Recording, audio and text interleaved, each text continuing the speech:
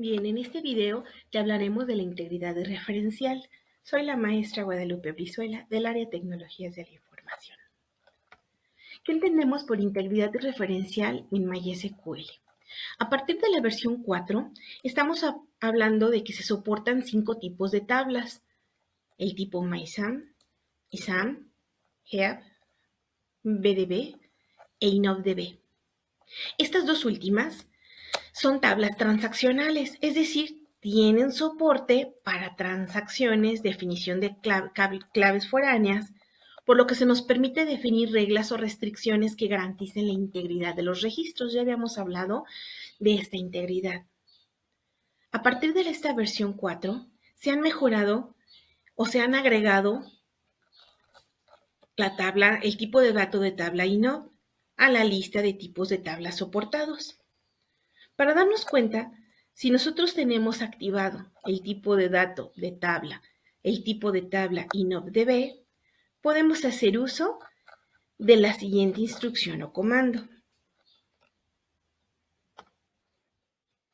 Antes de seguir con este tipo de datos, pues te vas a dar cuenta de si tu MySQL tiene soporte para la tabla InnoDB.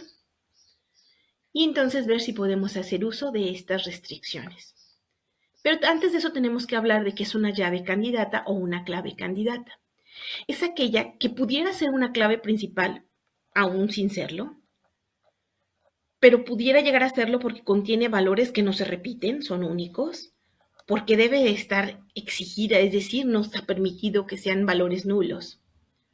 A diferencia de una clave primaria, pues también es una llave candidata porque contiene estas mismas características, pero está designada como llave primaria. Las llaves primarias deben ser únicas, no nulas, de manera que garanticen que una fila de la tabla siempre pueda ser referenciadas a través de su clave primaria. Para nosotros asegurarnos que nuestras tablas se están creando con este tipo de restricciones, pues vamos a forzar que el tipo de la tabla que estamos creando sea del tipo InnoDB. Por lo general, cuando tú no defines el tipo de la tabla, se queda el que esté por default en tu configuración de MySQL, aunque por lo general la instalación default viene como el InnoDB como tipo de tabla predefinido. Y si observas, nada más es agregarle al final de crear nuestra tabla el tip igual a InnoDB. Lo mismo para crear una tabla que contenga llaves foráneas. Ahí tenemos los dos ejemplos.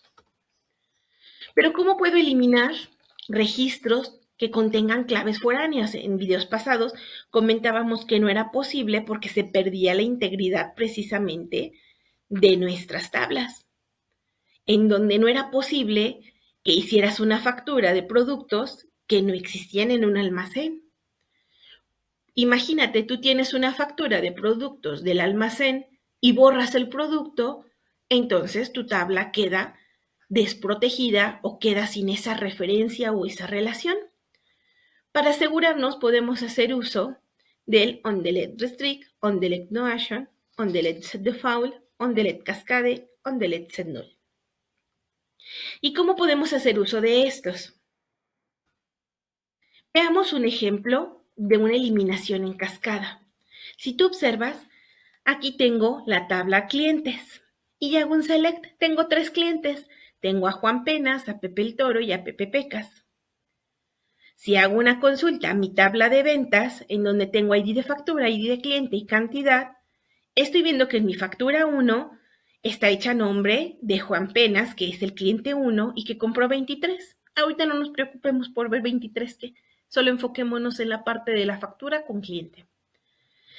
Que mi factura 2 está hecha a nombre de Pepe Pecas y que compró 39. Que mi factura 3 está hecha a nombre de Pepe Toro y que compró 81. Imagínate que si pudieras borrar y que lo hicieras con la definición de cascada como está al principio. Agrego a la tabla ventas una llave foránea en el ID cliente en donde puedo borrar en cascada. Observa el onDelete Cascade definido en esta parte. De manera que si yo hago un delete a la tabla cliente y borro al cliente 3, nuestro cliente 3 era Pepe Pecas. Al borrar al cliente 3, observa que si yo hago un borrado en cascada con las tablas que usan o que tienen referencia al cliente 3, observa que al hacer un select a mi tabla ventas, desapareció aquella factura que implicaba el cliente 3, quedándome solo las facturas del cliente 1 o 2. Entonces sí pude borrar a mi cliente 3, me lo permitió y me lo permitió en cascada, gracias a la cláusula que yo puse on delete cascade. Y desaparece mi factura.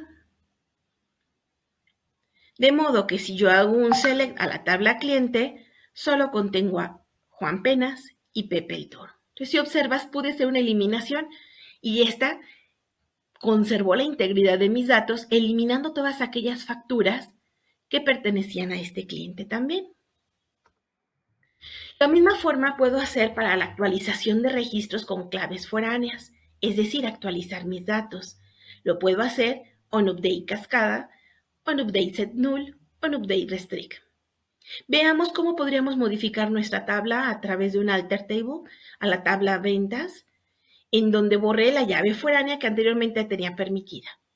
Nuevamente agrego esta llave foránea, pero ahora le permito el on delete restrict, es decir, no puedo borrar el movimiento que hice anterior, ya no lo estoy permitiendo, pero sí estoy permitiendo una actualización en cascada.